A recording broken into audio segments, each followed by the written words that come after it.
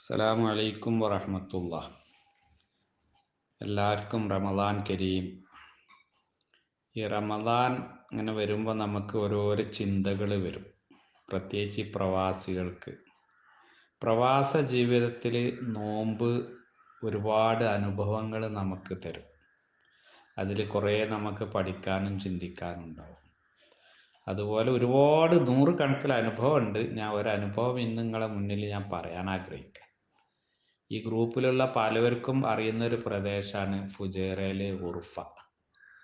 ഉറുഫയിൽ ആ കോർണേഴ്സിൽ Sajida super market, നമ്മുടെ പുത്തൂർ റഹ്മാൻ സാഹിബൊക്കെ താമസിക്കുന്ന ഫ്ലാറ്റിൻ്റെ നേരെ മുന്നിലൊരു പള്ളിയുണ്ട്.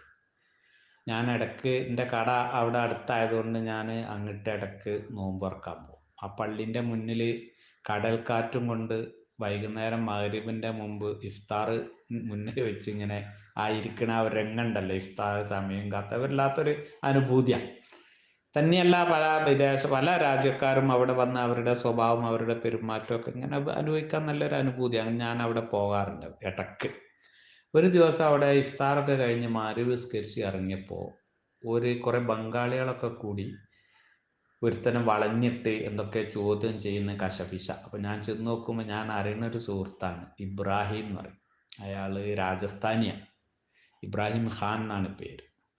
എൻ്റെ കടയിൽ വരാറുണ്ട് അയാൾ. നമ്മുടെ അൽജാബിർ ബിൽഡിംഗ് ഉണ്ട്, ഈ ഫുജൈറയിലെ ഫിഷ് മാർക്കറ്റിൻ്റെയും സബ്ജി മാർക്കറ്റിൻ്റെയും ഒക്കെ അപ്പുറത്തൊരു കടലിന് അഭിമുഖമായിട്ട് വലിയൊരു ബിൽഡിംഗ് ഉണ്ട്. അന്ന് ആ ബിൽഡിങ്ങിൻ്റെ പണി നടക്കണ കാലം. പണി ഇങ്ങനെ പിന്നെ ഭാഗമൊക്കെ ആയിട്ടുള്ളൂ ആ കാലത്ത്. ബിൽഡിങ് എന്താ കോലം, നമുക്കൊന്നും അതിൻ്റെ ഒരു കോലം തിരിഞ്ഞിട്ടില്ല ആ കാലത്ത്. 400 ലേബേഴ്സ് ജോലി ചെയ്യുന്നുണ്ട്, ആന്ധ്രക്കാരും രാജസ്ഥാനികളും ശ്രീലങ്കക്കാരും ഒക്കെ കൂടിയായിട്ട്. 450-500 റുപ്യ ശമ്പളമാണ് അവർക്ക്. ശമ്പളം വാങ്ങാനുള്ള ഒരു പ്രത്യേക ID കാർഡ് ഉണ്ട്. അതൊക്കെ ഞാൻ ഇടയ്ക്ക് കളർ കാപ്പി എടുത്ത് ലാമിനേഷനൊക്കെ ചെയ്ത് കൊടുക്കാറുണ്ട്. അതിനൊക്കെ ഈ ഇബ്രാഹിമായിട്ട് അങ്ങനെ ഞാൻ നല്ല ബന്ധമാണ്. അപ്പം ആ ഇബ്രാഹിമിനെയാണ് ഈ ബംഗാളികളൊക്കെ കൂടി വളഞ്ഞിട്ട്. അപ്പം ഞാൻ ചെന്ന് ഇബ്രാഹിമിനോട് ചോദിച്ചു, എന്താ പ്രശ്നം? അപ്പോൾ ഈ ബംഗാളികളൊക്കെ കൂടി പറഞ്ഞ്, ഇവൻ നിസ്കരിക്കാനല്ല പള്ളിയിൽ വരുന്നത്, ഇവിടുത്തെ ഇഫ്താർ പിന്നെ ഈ ബൽദിയൻ്റെ മുനിസിപ്പാലിറ്റീൻ്റെ ആ കറുത്ത കീസ് ഉണ്ടല്ലോ, വേസ്റ്റ് കീസ, അതിൽ ഇട്ടുകൊണ്ട് കൊണ്ടുപോവുകയാണ്. ഇവൻ നിസ്കരിക്കുന്നില്ല. നമ്മളൊക്കെ നിസ്കരിക്കാൻ കയറിയാൽ ഇവ ഇഫ്താർ ഒക്കെ കൂടി കീശയിലിട്ട് കൊണ്ടുപോവുകയാണ്.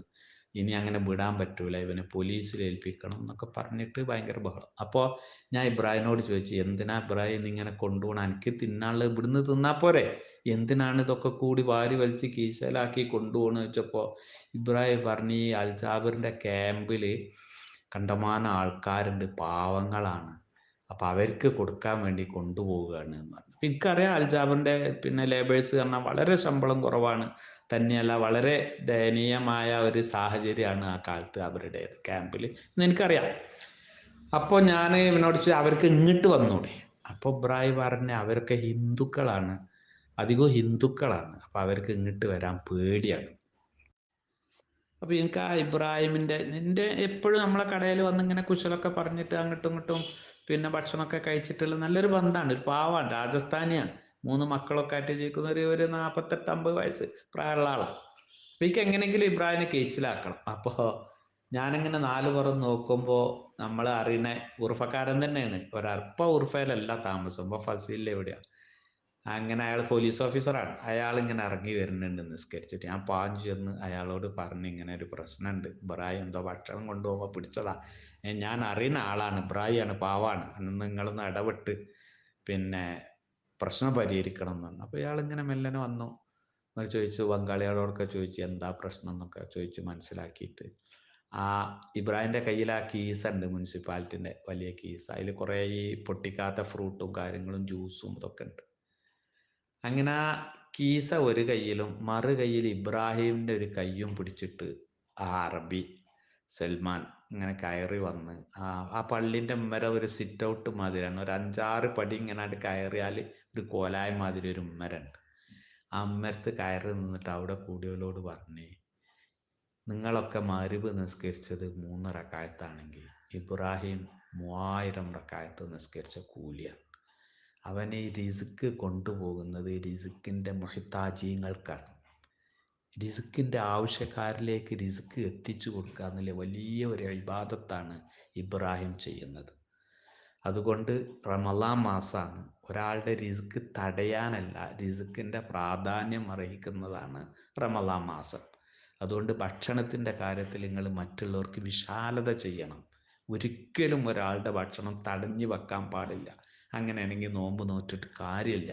അതുകൊണ്ട് ഇബ്രാഹിം ചെയ്തത് ഏറ്റവും വലിയൊരു അമലാണ്. അതുകൊണ്ട് ഇബ്രാഹിം നാളെ ആ ക്യാമ്പിലുള്ള എല്ലാവരെയും കൂട്ടി ഇങ്ങോട്ട് വരണം, ഞാനിവിടെ ഉണ്ടാവും, എൻ്റെ പേര് സൽമാൻ എന്നാണ്, ഞാനിവിടെ ഉണ്ടാവും, ഒരു പേടിയും പേടിക്കരുത് പറഞ്ഞ് ഇബ്രാഹിമിൻ്റെ നെറുവിലൊന്ന് ചുംബിച്ചിട്ട് ആ കന്തൂറേന്നൊരു പേഴ്സ് ഇട്ട് കുറച്ച് നോട്ട് ഇങ്ങനെ ചുരുട്ടി മടക്കിയിട്ട് എൻ്റെ കീസയിലിട്ട് കൊടുത്തു. ഞാനിങ്ങനെ ആലോചിച്ച്, ശരിക്കും ഇസ്ലാമിനെ നമ്മളിങ്ങനെ കാണുകയാണ്. നമ്മളൊക്കെ ഇങ്ങനെ പുസ്തകങ്ങളിലൊക്കെ വായിച്ചിട്ടുണ്ട്, മാലിക്കുദ്ദീനാറും 12 ആളും മലബാറിൽ വന്നിട്ട് ഇസ്ലാം പ്രചരിപ്പിച്ച രീതി, അവർ സമൂഹത്തോട് കാണിച്ച നീതി, അവരുടെ പെരുമാറ്റം, അവരുടെ സത്യസന്ധത കണ്ടിട്ടാണ് ഇസ്ലാം പ്രചരിച്ചത് എന്ന് നമ്മൾ ഒരുപാട് വായിച്ചിട്ടുണ്ട്. പക്ഷെ ഞാനതിങ്ങനെ ആ അസ്തമയ സമയത്ത് മഗ്‌രിബിൻ്റെ ശേഷം ഇഫ്താറിൻ്റെ ശേഷം ഞാനിങ്ങനെ ലൈവിൽ കാണുകയാണ്. ഞാൻ ഏതോ ഒരു ലോകത്ത് എത്തിയ പോലെ തോന്നി. എനിക്ക് ആ സൽമാനോട് എങ്ങനെ നന്ദി പറയണമെന്നോ ഒന്നും ഒരു പിടുത്തം കിട്ടിയില്ല. പിന്നെ കുറേ ദിവസങ്ങൾക്ക് ശേഷം ഞാൻ സൽമാനെ കണ്ടപ്പോൾ ഞാൻ ഇതൊക്കെ ആവർത്തിച്ച് പറഞ്ഞു. അപ്പോൾ സൽമാൻ ഒരു കാര്യം എന്നോട് പറഞ്ഞു, എപ്പോഴും നമ്മൾ റിസ്ക് ആവശ്യമുള്ളവർക്കാണ് കൊടുക്കേണ്ടത്, റിസ്ക് കൊടുക്കുക എന്നുള്ളത് വലിയൊരു അമലാണ് എന്ന് പറഞ്ഞ് കുറേ സംസാരിച്ചു. അപ്പോൾ റമളാൻ്റെ ഒരു അനുഭവമാണത്. അറബികളുടെ മരുഭൂമി പോലെ വിശാലമായി കിടക്കുന്ന അറബികളുടെ ആ മനസ്സും ഏഷ്യക്കാരായ നമ്മളെപ്പോലെയുള്ള ആൾക്കാരുടെ മനസ്സും തമ്മിലുള്ള വ്യത്യാസം, എന്തുകൊണ്ട് ലോകത്ത് ഇസ്ലാം പ്രചരിച്ചു എന്നതിൻ്റെ നേർക്കാഴ്ചയായിട്ട് ഞാൻ ഇന്നും എൻ്റെ മനസ്സിൽ ഒരു റംളാൻ സ്മരണയായിട്ട് സൂക്ഷിക്കുകയാണ്. ഒരു പ്രവാസ ജീവിതത്തിലെ എൻ്റെ ഒരു വലിയ ഒരു അനുഭവം, ഒരു ഓർമ്മയാണ്. അസ്സലാമു അലൈക്കും വറഹ്മത്തുള്ളാഹി വബറകാതുഹു.